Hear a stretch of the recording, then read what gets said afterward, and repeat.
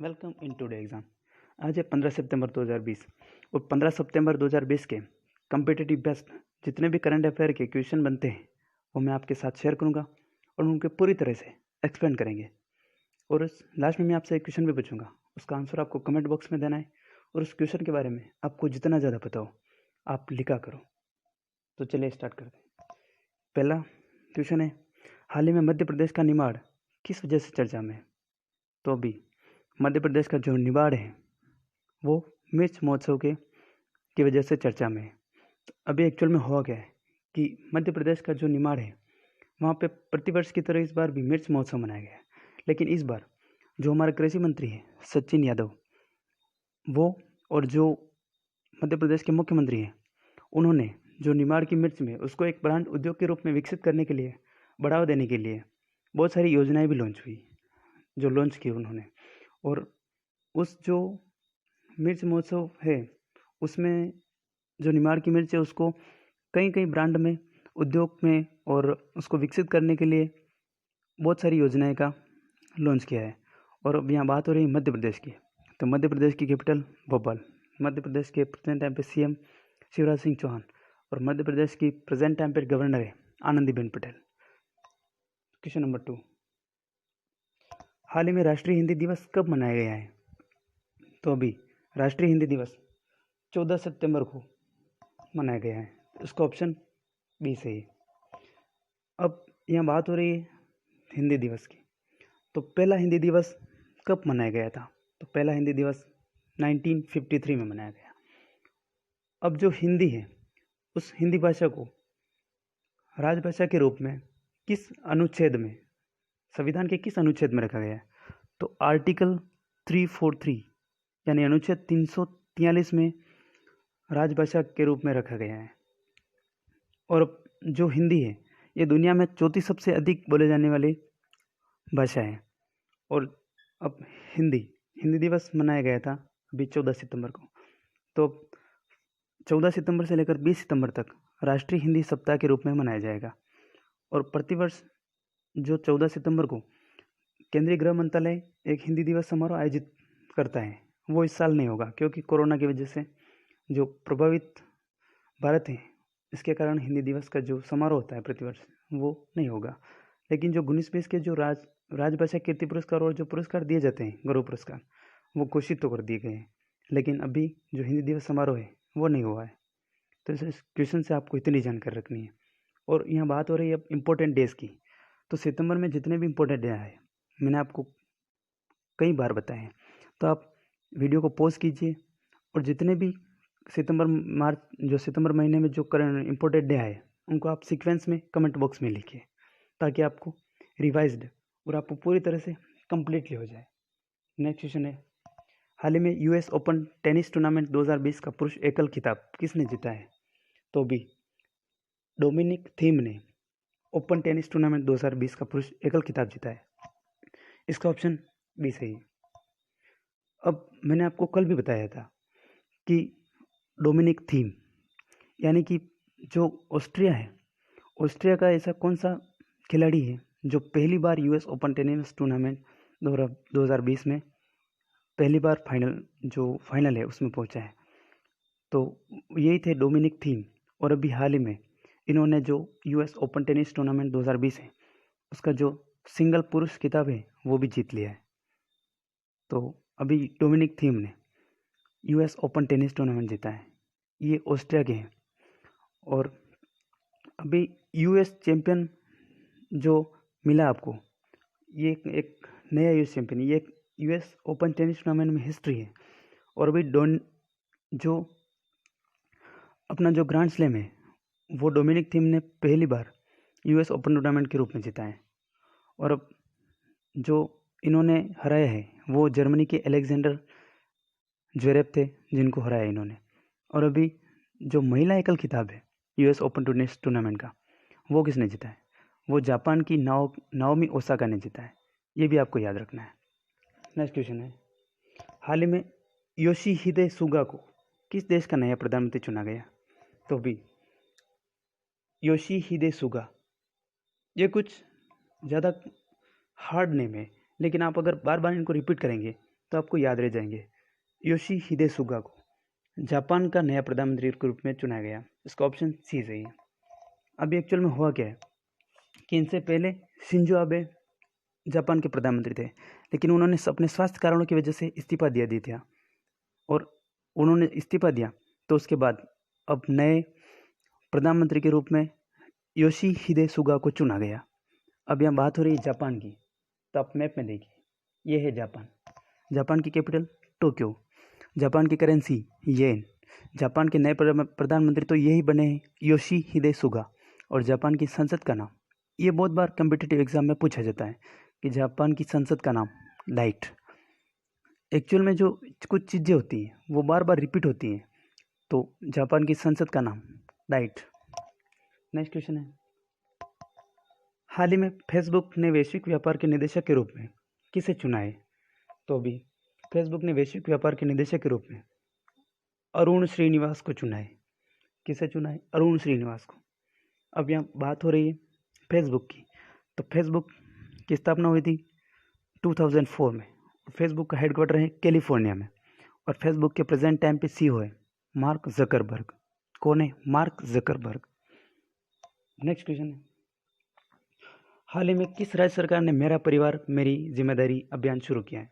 तो भी महाराष्ट्र ने, महाराष्ट्र राज्य सरकार ने मेरा परिवार मेरी जिम्मेदारी अभियान शुरू किया है, तो इसका ऑप्शन सी सही।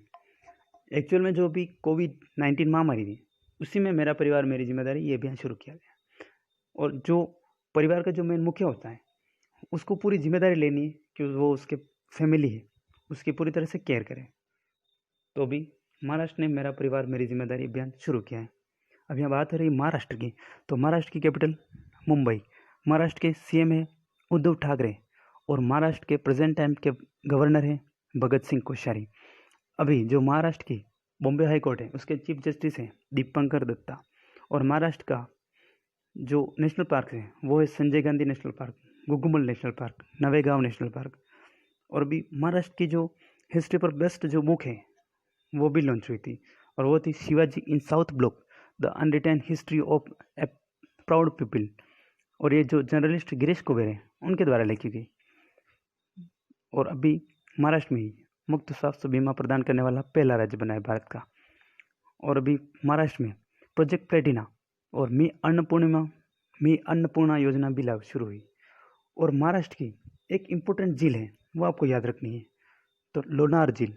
उसमें एक्चुअल में हुआ था क्या, उसमें एक्चुअल अभी जो पानी था वो कुछ दिन पहले पिंक कलर का हो गया था, इसलिए वो ज़्यादा चर्चा में है। और अभी महाराष्ट्र में एक इम्पोर्टेंट नृत्य जो बहुत इम्पोर्टेंट है वो क्या है? लावणी नृत्य।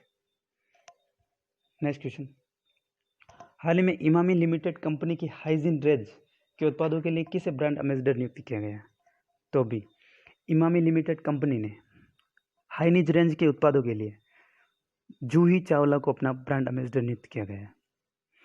एक्चुअल में जो बोरोप्लस है वो भी इमामी कंपनी लिमिटेड की ही है। तो भी बोरोप्लस के नाम से अभी एक हैंड वॉश सैनिटाइज भी लॉन्च किया है इमामी लिमिटेड कंपनी ने। तो भी जो इमामी लिमिटेड कंपनी है उसका हाइनीज रेंज के जो उत्पाद होते हैं उसका ब्रांड एम्बेसडर जूही चावला को नियुक्त किया गया। अब यह बात हो रही है ब्रांड एम्बेसडर की, तो भी इम्पोर्टेंट कुछ ब्रांड एम्बेसडर और नियुक्त किए गए हैं। बजाज अलायंस, इसके ब्रांड एम्बेसडर आयुष्मान खुराना को चुना गया। मिंत्रा ऐप, मिंत्रा ने अपना ब्रांड एम्बेसडर कियारा आडवाणी को बनाया। और SBOTOP ये एक ऑनलाइन सट्टेबाजी गेम है। क्या? SBOTOP, और इसका ब्रांड एम्बेसडर अभी ड्वेन ब्रेवो को बनाया है। किसे? ड्वेन ब्रेवो को। नेक्स्ट क्वेश्चन है, हाल ही में किसने यूरोप स्थित गाइड विजन का अधिग्रहण करने की घोषणा की है? तो भी इन्फोसिस ने यूरोप स्थित गाइड विजन का अधिग्रहण करने की घोषणा की है। इसका ऑप्शन सी सही। एक्चुअल में गाइड विजन अधिग्रहण होता क्या है? ये क्लड गाइड विजन होता है जिसकी अभी अधिग्रहण इन्फोसिस ने की। अब यह बात हो रही इन्फोसिस की, तो इसकी स्थापना हुई थी 1981 में, और इन्फोसिस का हेडक्वार्टर है बेंगलोर में, और इसके प्रेजेंट टाइम पे भी सीईओ है सलील पारिक। नेक्स्ट क्वेश्चन है, हाल ही में DRDO ने मध्य प्रदेश के किस जिले में अपनी रिसर्च लैब खोलने की घोषणा की? तो भी DRDO ने मध्य प्रदेश के मुरैना जिले में अपनी रिसर्च खोलने की घोषणा की है? इसका ऑप्शन बी सही है। तो अभी DRDO ने मध्य प्रदेश का जो मुरैना जिला है उसमें अपनी रिसर्च लैब खोलने की घोषणा की है, और ये 200 करोड़ रुपए की लागत में बनाई जाएगी। एक्चुअल में 2000 करोड़ रुपए की लागत में DRDO ने जो ये घोषणा की ये लैब बनाई जाएगी। अब यह बात हो रही DRDO की, तो DRDO की फुल फॉर्म है defence research and development organisation. DRDO की स्थापना हुई थी 1958 में, और DRDO हेडक्वार्टर है न्यू दिल्ली में, और DRDO के प्रेजेंट टाइम पे चेयरमैन जी सतीश रेड्डी। कौन है? G Satish Reddy. Next question है, हाल ही में ICICI लोबार्ड ने अपने बीमा उत्पादों को बेचने के लिए किस बैंक के साथ करार किया है? तो अभी ICICI लोबार्ड ने अपने बीमा उत्पादों को बेचने के लिए यस बैंक के साथ करार किया है। तो इसका ऑप्शन सी से है, यस बैंक। अब यहाँ यस बैंक में बात हो रही है, तो यस बैंक की स्थापना हुई थी 2004 में, और यस बैंक का हेडक्वार्टर मुंबई में, और यस बैंक का जो चेयरपर्सन है वो है सुनील मेहता, और यस बैंक के प्रेजेंट टाइम पे MD एंड CEO कौन है? प्रशांत कुमार। कौन है? प्रशांत कुमार। नेक्स्ट क्वेश्चन है, हाल ही में 27वें एशियन रीजनल प्लेटफॉर्म में भारत का प्रतिनिधित्व किसने किया है? तो अभी हमारा प्रेजेंट टाइम पे जो विदेश राज्य मंत्री है विदेश राज्य मंत्री V मुरलीधरन, उन्होंने अभी रीजनल प्लेटफॉर्म में भारत का प्रतिनिधित्व किया है। जो एशियन रीजनल प्लेटफॉर्म जो उसका प्लेटफॉर्म हुआ है 27वां, उसमें भारत का प्रतिनिधित्व हमारे विदेश राज्य मंत्री V मुरलीधरन ने किया है। अब यहाँ पे विदेश राज्य मंत्री ये है V मुरलीधरन, तो आपको एक बात जरूर कन्फ्यूज करेगी, क्योंकि विदेश राज्य मंत्री V मुरलीधरन और अब प्रेजेंट टाइम पे विदेश मंत्री कौन है? ये है S जयशंकर। अब यह बात हो रही एशियन, तो एशियन की फुल फॉर्म क्या है? Association of south east Asian nation. क्या है full form? Association of south east Asian nation, और इसका हेडक्वार्टर है जकार्ता में। नेक्स्ट क्वेश्चन है, हाल ही में केयर रेटिंग ने वित्त वर्ष 2021 में भारत की GDP कितने प्रतिशत रहने का अनुमान लगाया है? तो अभी केयर रेटिंग ने वित्त वर्ष 2021 में भारत की GDP -8.2% रहने का अनुमान लगाया है।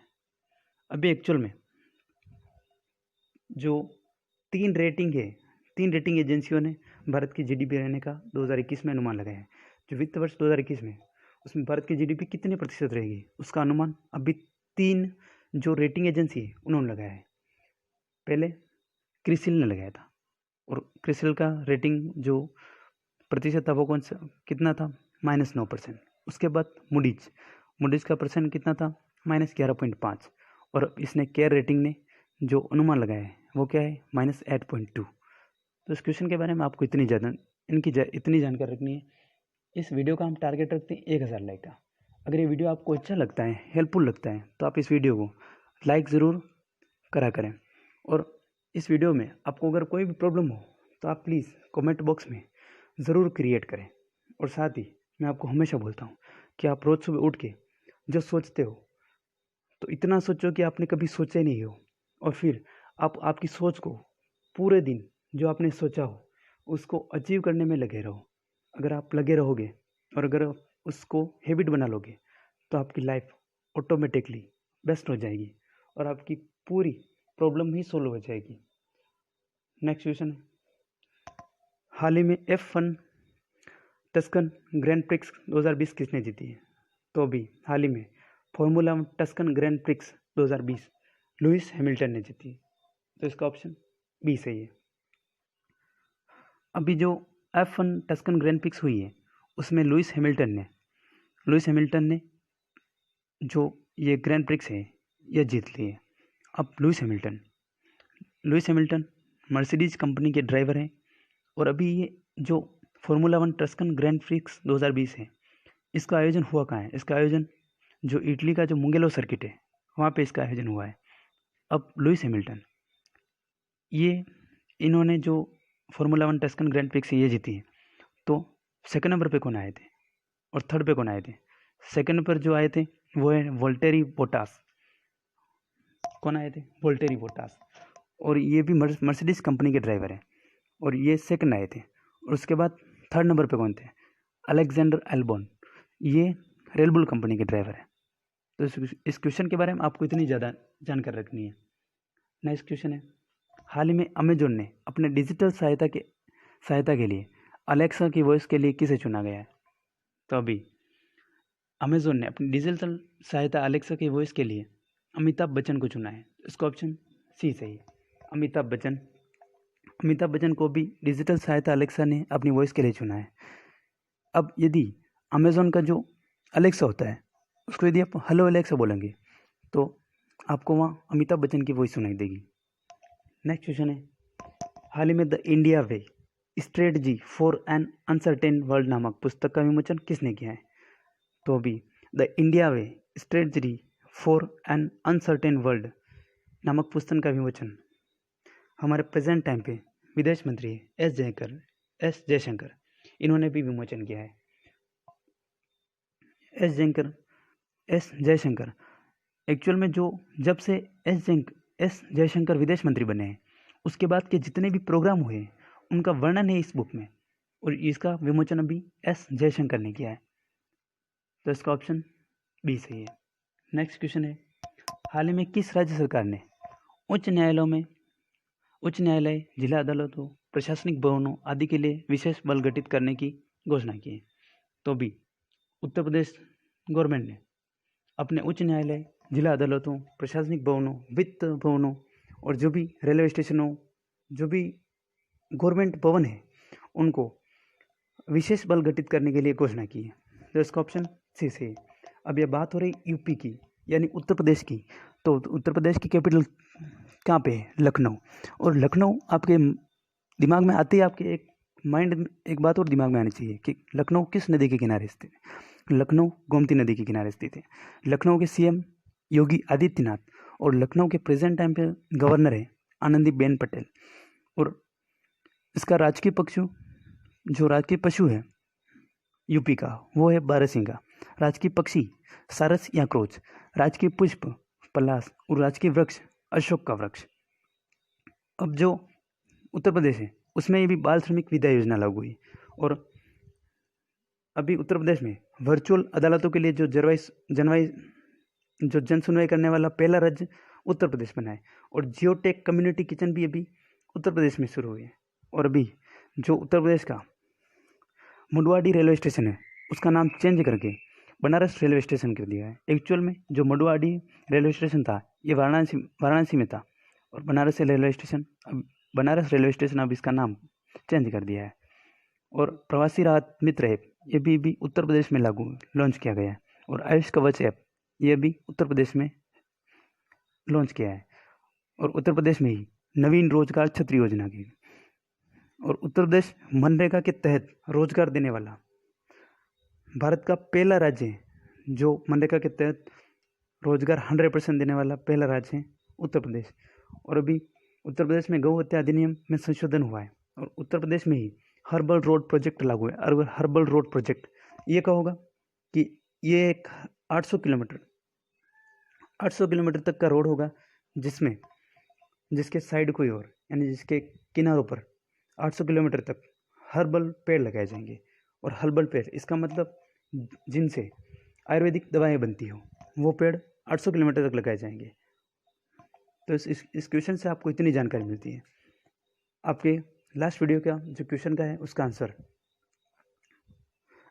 आपसे मैंने क्वेश्चन पूछा था कि हाल ही में किस राज्य के द्वारा ई फाइलिंग उपभोक्ता शिकायत प्रणाली को शुरू किया गया? तो भी दिल्ली राज्य के द्वारा ई फाइलिंग उपभोक्ता शिकायत प्रणाली शुरू की गई। अब ई फाइलिंग उपभोक्ता मैंने बताया था आपको कि ई फाइलिंग उपभोक्ता एक ऑनलाइन कंज्यूमर कंप्लेन है, यानी कि आप कोई भी ई फाइलिंग के रूप से आप जो कंप्लेन है वो ऑनलाइन कंज्यूमर कर सकते हैं। और जो फैसिलिटीज़ है वो पूरी डिजिटल रूप में है। और जो ई फाइलिंग उपभोक्ता शिकायत प्रणाली है ये दूसरा राज्य है जहाँ पे शुरू हुई है। तो पहला कौन सा राज्य था?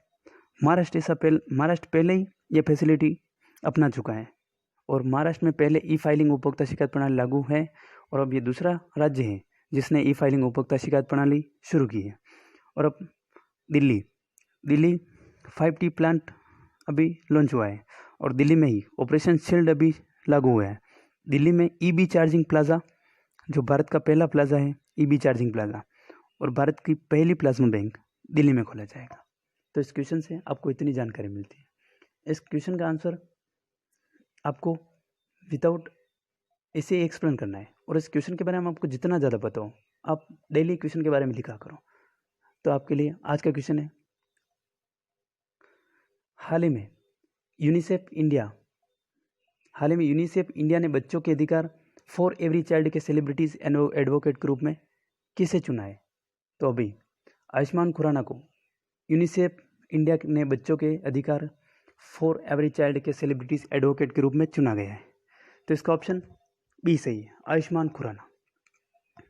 इस क्वेश्चन में आपको 4 ऑप्शन दिए गए हैं, और एक्चुअल में क्वेश्चन के बारे में आपको जितना ज़्यादा पता हो। अब आयुष्मान खुराना ये जो ब्रांड एम्बेसडर हुए, अभी किस किस के ब्रांड एम्बेसडर हुए, तो आपको इस क्वेश्चन के बारे में आपको इतनी जानकारी रखनी है। अगर आप हमारे जो करंट अफेयर का है उसका वीडियो रोज़ पाना चाहते हैं तो हमारे वीडियो को सब्सक्राइब करें, उसके बराबर में जो बेल आइकन है उसको ज़रूर क्लिक करिए ताकि आपको रोज़ करंट अफेयर की वीडियो का नोटिफिकेशन मिलता रहे। और एक्चुअल में अगर आप वीडियो आपको अच्छा लगता है, हेल्पफुल लगता है, तो आप हमारे वीडियो को लाइक और शेयर ज़रूर किया करें ताकि ज़्यादा से ज़्यादा लोगों को पता चले। और आपको कोई भी विदाउट एनी प्रॉब्लम हो तो आप मुझे कमेंट बॉक्स में ज़रूर कहें ताकि आपका सॉल्यूशन ज़रूर हो जाए। तो thanks for watching, best with you today exam.